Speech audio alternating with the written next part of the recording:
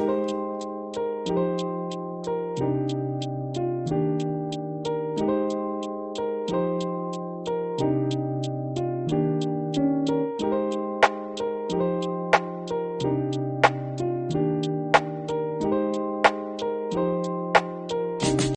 to Talking Business, a podcast produced in Melbourne, Australia. The podcast is available on the Acast site, my own website, the Apple Podcast Store, or wherever you go to get your podcasts. Or you can get it at the Business Acumen website at www.businessacumen.biz. For the most exclusive access to leading economists and business leaders from around the world, subscribe to Talking Business from my website, leongettler.com. I am Leon Gettler. My job is to review and monitor the week's news in business, finance and economics. I bring it all to you every week. This is episode number 10 in our series for 2025, and today we present the Easter show. It's Friday, April the 18th, Good Friday. First, I'll be talking to Professor Sven Rogge from the University of New South Wales on the Pact for Impact, an initiative that strengthens partnerships between academics, industry and the broader community by measuring the real-world impact of scientific research and development. And I'll be talking to EY Regional Chief Economist Sherelle Murphy about the spending promises and patterns for the government in its budget and the opposition's promise in terms of fiscal restraint and what the economy needs. But first, let's talk to Sven Rogge. Sven, tell us about the Pact for Impact on the partnerships between academics and business and the community. Certainly, Leon. So we launched the Pact for Impact because to achieve impact out of the lab at the university, it needs to happen by a partner. And to acknowledge that and to get more people on board, we launched this effort. And it's about communicating and measuring societal impact that we achieve here with our partners at the university. We created a set of impact measures, and they existed before, but we combined them and we hold us rigorously to measuring that impact and not looking at potential impact, but actually looking at the project itself, what it has achieved in that moment. And these impact measures are scholarly outputs, acknowledging that those are sort of traditional academic metrics, but it's typically where projects start. Policy and influence, lives changed, sustainability, environment, and commercialization. And in the very past, the university would have looked only at scholarly outputs. In the more recent years, we appreciate translation in terms of commercialization. And this effort is actually to capture a broader scope. So looking at the policy influence, lives changed, and sustainability to capture what projects do and also to articulate what they achieve and to be able to steer them. So we have, for example, as maybe I just mentioned, we have a broad set of partners. We work with high-tech partners here in Australia, like Cochlea. We work with multinationals like Alcoa in the mining space, but we also work with startups, just as Kandui, also with not only industry, but national parks, or the Narinaar Tribal Council. And if I take that Kandui project, that started with an academic here at the university being very passionate about recycling, that academic finding a startup that was very interested in commercializing that space, and then obtaining a license to recycle glass to form tiles. And they're now on the level of being able to make sort of kitchen counter size ceramics in a totally safe space. So it took something that started in the academic space, publications, so to have the scholarly outputs. Then IP was protected, started having influence in the commercialization space, but also making impact in the sustainability space.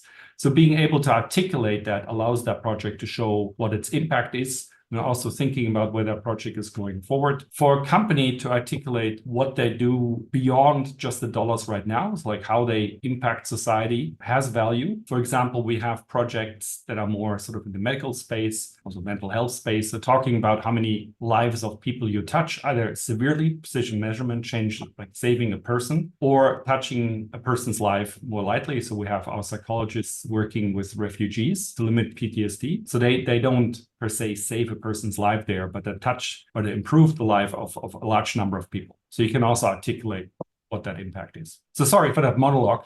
Please jump in at any point. I understand, but the issue is that the universities are working with business, and businesses have very different timescale agendas to universities. Would you agree with that? I agree with that. I would also say that at the university, we appreciate that and we try to work with businesses and accommodate their timescales. And I would also say that in sort of a handover process, those two things don't have to be disjoint.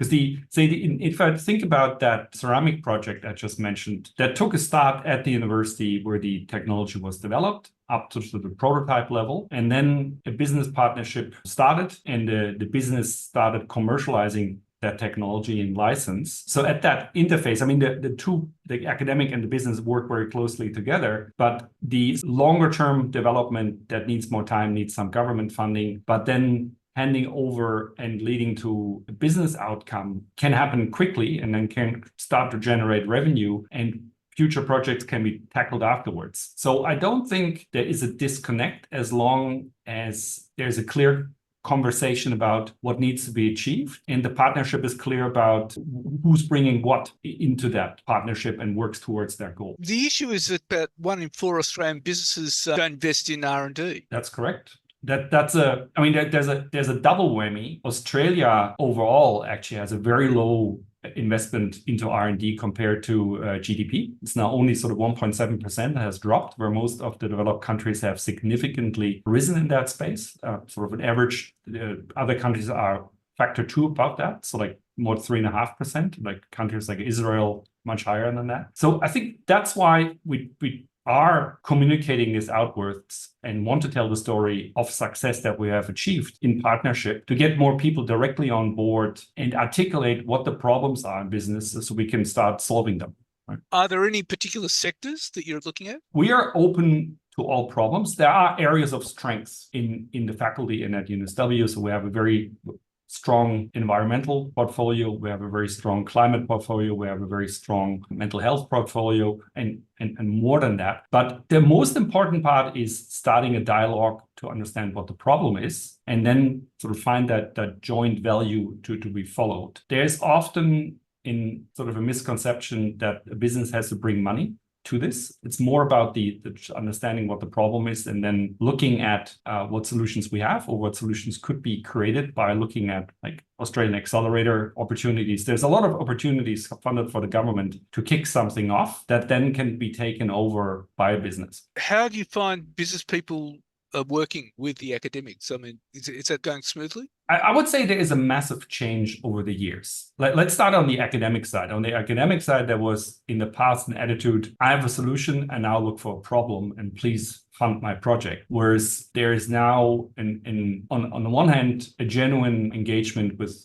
problem solving. So what are the problems out there and can we find a solution for that? Or we can achieve, we have a vision of a person has a vision of what they want to achieve and they look for a partner who shares that vision and comes on board, like sort of in the sustainability space that happens. But also to just be clear, in the sustainability environmental space, there's also commercial activities, startup companies that generate dollars. So it's not always the government in that area. So you asked, how do academics experience that? How do business people experience that? Academia understands that business needs to have a return on investment in a reasonable time scale. There are challenges around sort of the time we need to turn around contracts, and we're working on that. So I acknowledge that. Other than that, I think if there is a shared value proposition, the collaboration works very, very well. If it's very transactional, then that is very challenging, right? Because it actually usually the problem is a sizable one, and it only works if there's sort of genuine buy-in from both sides to explore what the other party brings to the problem, and a willingness to utilize that. But the business would probably bring a more transactional approach than the universities. Would that be right? At times starts at that. It usually, when it works well, at the end of the day, there needs to be like a jobs created, dollars created for the business. Absolutely. It does not work well if there is like, here's a problem, I see you in 6 months' time, have it solved, and that's it. Like it really requires a dialogue, right? So transactional we need an outcome. By that time, this is our problem. We generally want to commit to solving this. That's fine. It does not work in here's a little problem, solve that, and then don't talk to us. Like it's all about that dialogue and the partnership. Right. So it's very much about dialogue between business absolutely. and the universities. Yes. And that's becoming more so now? Absolutely. Yes. On both sides. So we see that more academics turn to that and enjoy it. And we also see businesses appreciate that and coming to that dialogue. And if that is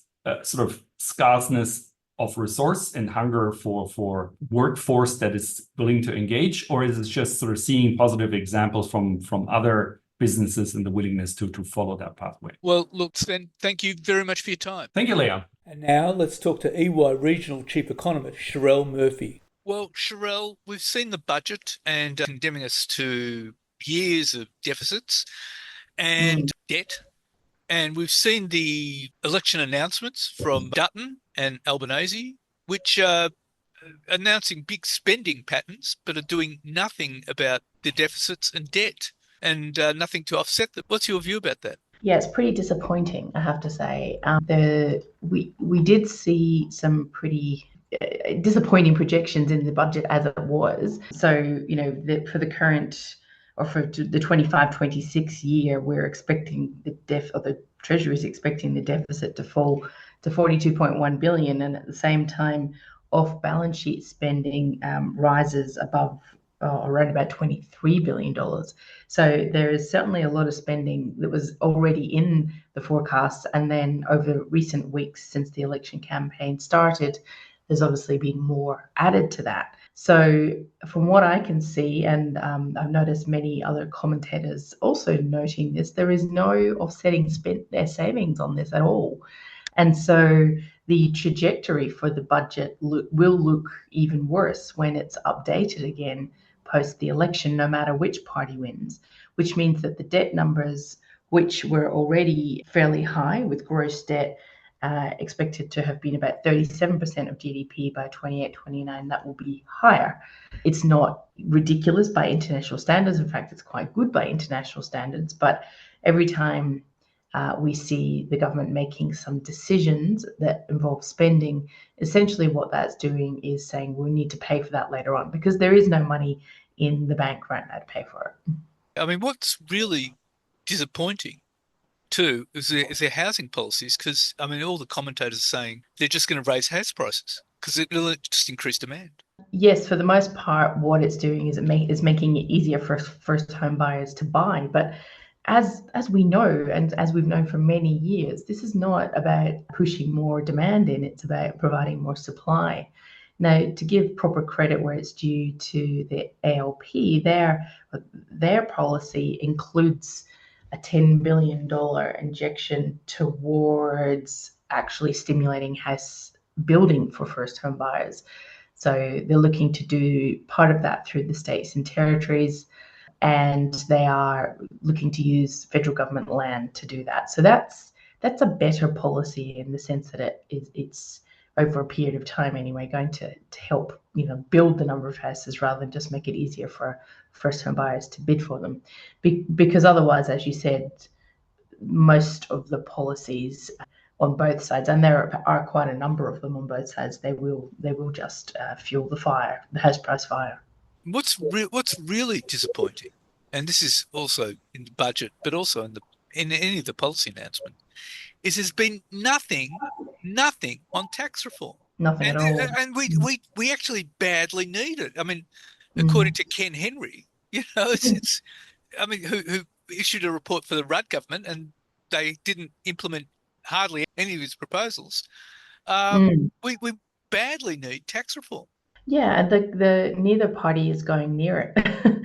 We've seen a few tweaks to tax rates in the tax system, designed again in particular to help low and middle income earners, and that is better than nothing, but it is certainly not tax reform, and it is far from the root and branch review that we need.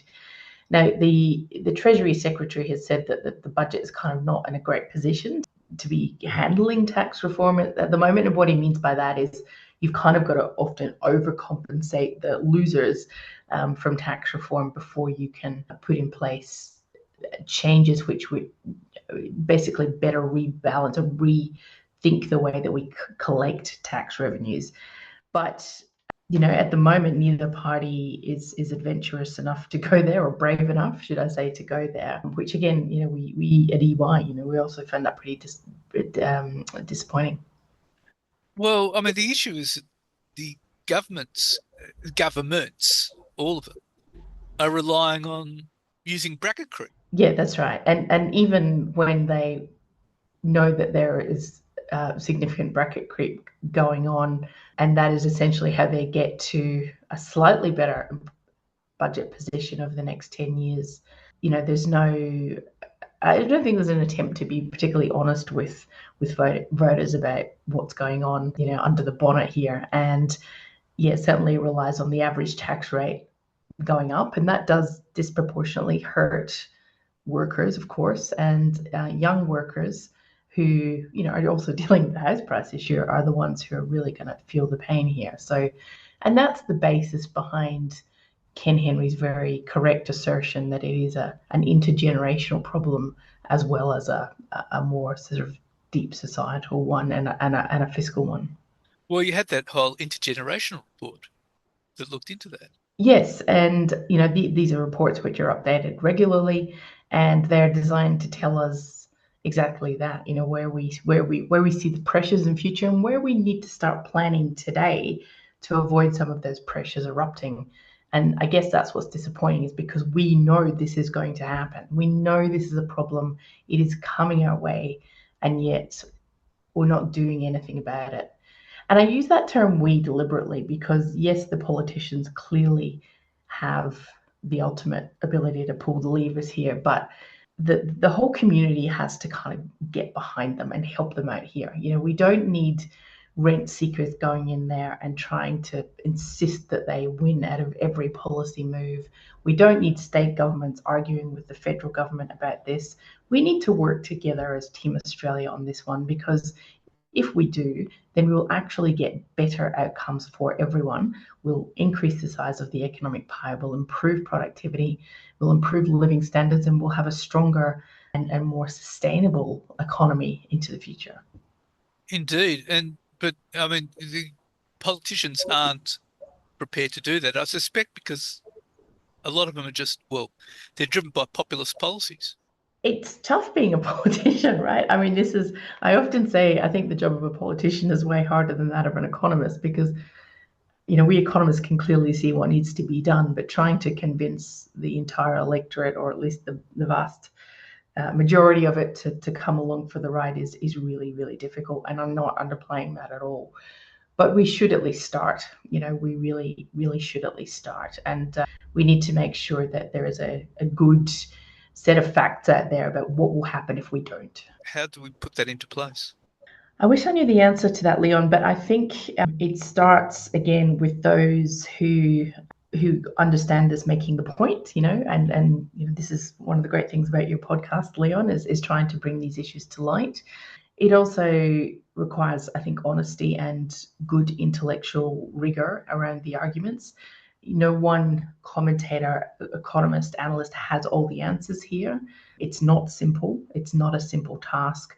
But I think with goodwill and the best sort of brains around the table, we can actually get some better results here.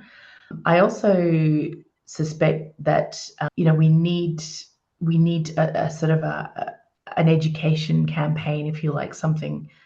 As we've seen with successful reforms in the past, it needs to start by educating voters generally about the advantages of having a better tax system. And it's probably worth just me defining what I think a better tax system is, Leon, by the way, because Sure. I think structural reform and tax reform is a very loose term, but at its core, what we need to do is we need to change the balance of where we find revenue in the economy from earnings, either by individuals or companies, more into indirect form of taxation. And the most clear example of that is the GST, where our 10% GST rate is very low by international standards. In fact, if you compare us to the OECD, our rate is about half of the OECD rate. We also take in a very high proportion of our revenues from personal income tax and company tax. It's in the sort of 60% of the total, whereas the OECD average is in the 30%. So you can see that we are a bit of an anomaly there, and the others have kind of moved in that direction for very good reasons. Well, the most far-reaching change was the GST. Certainly, in kind of my working life, that's been the most significant change, and again, it wasn't easy, but it certainly was a change for the better. Yeah, and although no one talked about it at the time, but it was inflationary, but there were offsets for that as well. Correct, that's right. People were overcompensated in some cases for the amount of extra spending that they'd have to do. The inflationary impact, by the way, was very short term, of course. It's sort of like a one-off blip in the inflation numbers, and then inflation comes back down, all else being equal to where it was otherwise or before the change. So, yes, it is painful in the beginning, but if done properly, it settles down quite quickly. So you're saying that to have some real tax reform, we probably should look at more indirect taxes and shift it away from income? Yeah, that's right. And the main reason for that is just because we don't want to discourage people from earning money. We don't want at the personal income tax level the marginal worker. So, let's say the mum who works 3 days a week from being discouraged from working 4 or 5 days a week because it's just not worthwhile. Their effective marginal tax rate can be very, very high, particularly when you add in childcare. So that is something that would discourage what is otherwise, a very good worker from returning to work.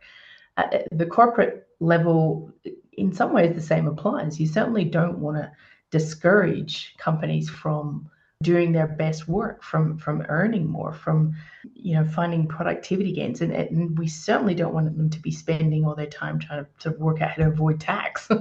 So this is the kind of behavioral changes, I suppose, that you get when you start to put in place a tax system which is more encouraging of work over consumption.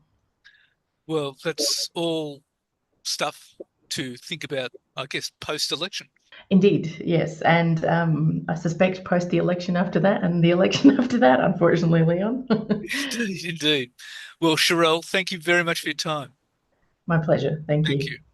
So what's happening in the news? Well, asset management company BlackRock CEO Larry Fink says the US might already be in recession, or getting close to one as a result of President Donald Trump's tariffs. I think we're very close, if not in a recession now, Fink said on CNBC's Squawk on the Street. I think you're going to see across the board just a slowdown until there's more certainty.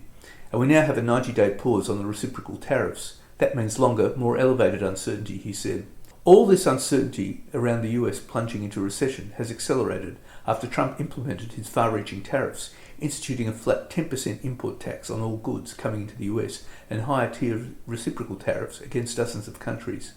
On Wednesday last week, Trump said he would halt most of the tariffs for 90 days, but would increase those targeting Chinese goods to 125% on top of the 20% one already levied earlier this year. Beijing said it would fire back with its own 125% tariff on US goods.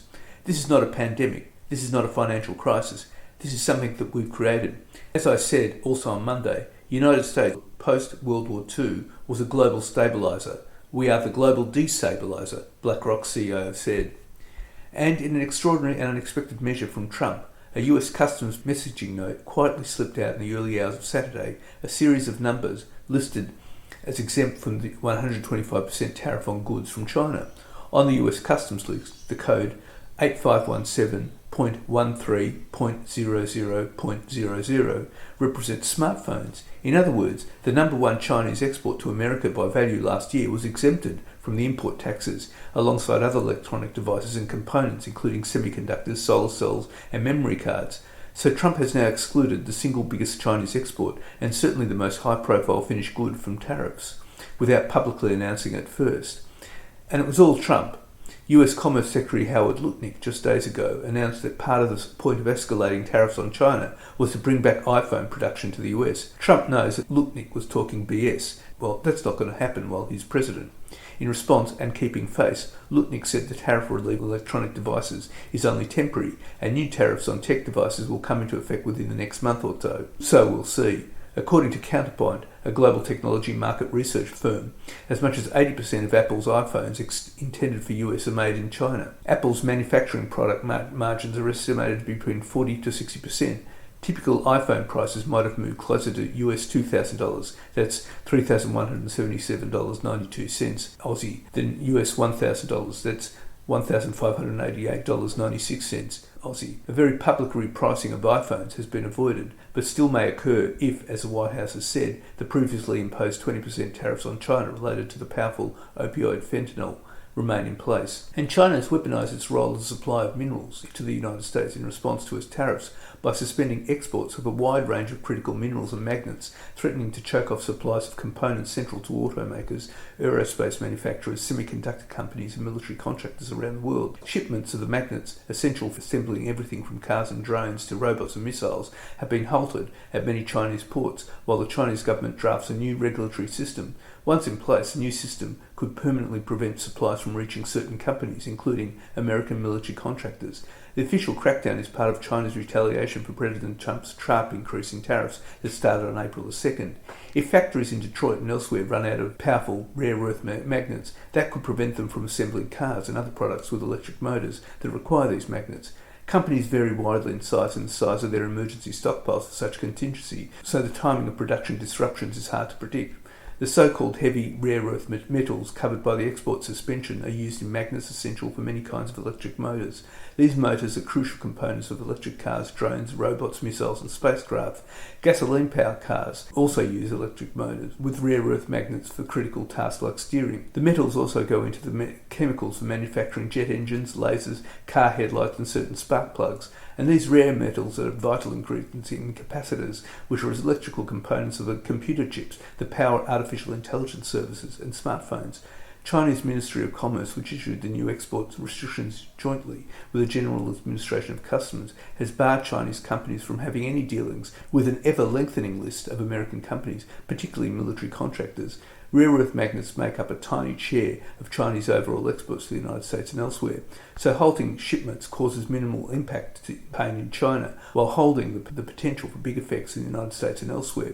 Chinese customs officials are blocking exports of heavy rare earth metals and magnets, not just to the United States, but to any country, including Japan and Germany. But then, Japan and Germany are talking to China. And with last week's U-turn on tariffs as a result of Trump blinking because of the bond market, the US claims other countries will turn to the US because they need its market and consumers. That's not the way the rest of the world sees it.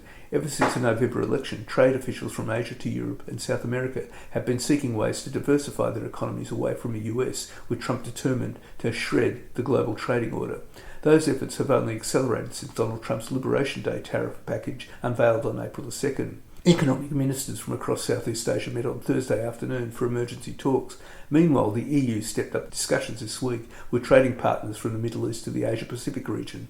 In recent weeks, government officials from several Southeast Asian nations have visited countries as far-flung as New Zealand, France, Brazil and India to discuss strengthening trade ties. These talks are building on several longer-term initiatives. The aim, signing free trade agreements that cover huge geographic areas. Top trade officials and economists see a seismic shift underway.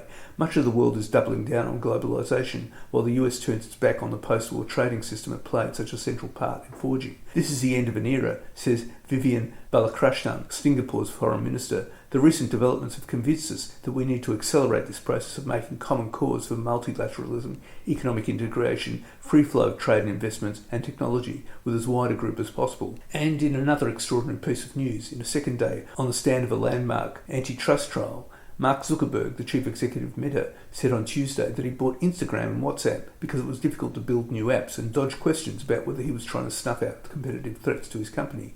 Building a new app is hard, he said, when asked why. In one 2012 email that was presented, he had seemed intent on buying Instagram. We'd probably try building dozens of apps over the history of the company, and the majority of them don't go anywhere. Mr. Zuckerberg's testimony is central to the antitrust trial being held in the United States District Court for the District of Columbia. The chief executive spent several hours on Monday answering questions from lawyers as they tried to make the case that Mr. Zuckerberg saw the other apps as rivals that he needed to take out. During the questioning, which at times became contentious, Mr. Zuckerberg frequently said he didn't remember his thought process for certain emails. The case, Federal Trade Commission versus Meta Platforms, poses a consequential threat to Mr. Zuckerberg's business, which he co-founded as Facebook in his Harvard dorm in 2004. The FTC is asking Judge James E. Boasberg, who's presiding over the case, to find the company guilty of using a buy and bury strategy to kill off competition by acquiring nascent rivals like Instagram and WhatsApp. Meta bought Instagram in 2012 for $1 billion and WhatsApp in 2014 for $19 billion. If successful, the government is likely to ask a judge to break up Meta through selling off the two apps. In his testimony on Tuesday, Mr. Zuckerberg defended Meta's acquisition of Instagram, describing the transaction as business as usual for a tech company. He said it was typical for businesses to weigh the benefits and costs of developing new products internally versus buying startups with products they wanted to add. We were doing a build versus buy analysis, Mr. Zuckerberg said, referring to Instagram, which competed with Facebook's camera app. I thought that Instagram was better at that, so I thought it was better to buy them. On Tuesday, lawyers for the FTC pressed Mr. Zuckerberg to explain internal communications that preceded the purchases of Instagram and WhatsApp. His notes, some of which date back 15 years, detail fears about how his social media company, then known as Facebook, could compete on mobile devices. FTC lawyers pointed to email correspondence from 2012 between Mr. Zuckerberg and his top executives, in which they traded candid thoughts on employee performance, potential and past acquisitions, and the threat of upstart competitors. In another email in 2013, Mr. Zuckerberg told executives to block foreign competitors, including popular Asian messaging apps like Kakao and WeChat, from advertising on Facebook.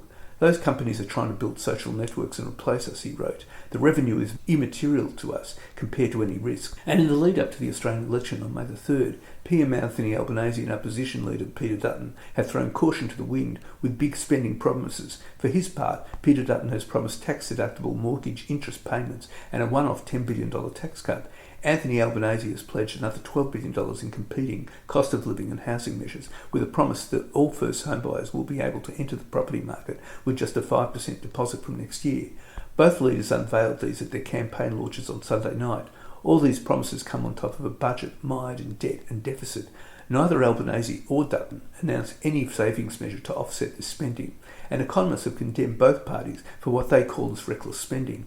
They say these housing measures don't do much to improve affordability. They say Dutton's mortgage affordability policy and Labor's 5% home deposit policies would worsen Australia's housing affordability problems. Former Reserve Bank of Australia Governor Ian Macfarlane said both Labor and the Coalition's policies would push up demand for housing and cause prices to rise. The Labor and Liberal parties have spent millions of dollars on mounting their federal election campaign, but their pockets don't go as deep as Clive Palmer's. From January 1st to April 15th, the Labor Party spent $30.97 million on digital advertising across all Google and Meta platforms, which include Google Search, YouTube, Instagram and Facebook. This also includes a modest $6,300 spent on Snapchat, a platform with a largely underage user base. The Liberal Party has been more modest, with its advertising spend shelling out $2.08 million across the same platform, avoiding any Snap spend. Clive Palmer's trumpeted Patriots Party, however, has lent into Snap advertising, spending $610,680 on the platform. The party has also spent $3.48 million on Google platforms and just $218,964 on Meta properties. This is a total spend to date of $4.31 million. In addition, Palmer has spent $4.1 million on television advertising in the metro markets and a further $123,000 in metro radio ads, with pricing based on average rates. For comparison's sake, Labor has spent $1.71 million on metro TV advertising and approximately $824,000 on metro radio, while the Libs have spent a relatively modest $622,500 on metro TV and $522,650 on radio ads. And the Trump administration's trade war has created many losers. The list of winners is somewhat shorter. One of the more surprising, Australia's almond industry, which is stepping in to fill the void left by steep barriers on imports from California, the source of 80% of global production. Sales of Australian almonds to China have been growing for years. Now their biggest rival, the United States, has been locked out of a growing market amid a trade war between the world's two largest economies. American almonds face not only Chinese tariffs, but have been singled out by the European Union as one of the most likely industries to be targeted should Trump proceed with proposed tariffs on their goods. The Chief Executive of the Almond Board of Australia, Tim Jackson, said prices for Australian almonds have climbed in the past 5 weeks and could head even higher. That's great news for the country's 160 growers. And finding someone to fix your EV is hard and will get harder. Delays repairing electric vehicles are a symptom of a shortage of qualified technicians. Colin Jennings, the head of government relations at the Motor Traders Association of New South Wales, said around the country there is an estimated shortage of 7,000 EV technicians. Australian Automotive Aftermarket Association Chief Executive Stuart Charity said there's a big gap in the demand and supply of skilled technicians, with only 10% of mechanics able to service and repair electric vehicles and only 40% of advertised jobs for the EV roles filled. We know there is a lack of charging infrastructure and issues around upskilling existing technicians to work on EVs, he said. That's having knock-on effects on the waiting times to have EVs repaired, with the potential for insurers to write off vehicles that could have been repaired because it can't be done in an appropriate period of time. And that's it for this week. And next week I'll be talking to Margot Ferracci, a senior executive and global leadership expert with over 2 decades of experience in the corporate world. We'll discuss all things about toxic leadership, work culture, bad management and psychologically unsafe work environments. And I'll be talking to independent economist Saul Leslake about the government and opposition platforms in the lead up to the election and their spending. For the most exclusive access to leading economists and business leaders from around the world, subscribe to Talking Business from my website, leongettler.com. If you like Talking Business, please leave us a review with Apple Podcasts. Thank you in advance. In the meantime, you can catch me on Facebook or X, formerly known as Twitter, Instagram, LinkedIn and YouTube. And if you want, leave a comment. If you want to contact me, email me at leon@leongettler.com. I answer all emails. Also in my spare time, I have a copywriting business. If anyone needs newsletters, blogs, articles or editorial, email me. And I'm looking forward to bringing you Talking Business next week.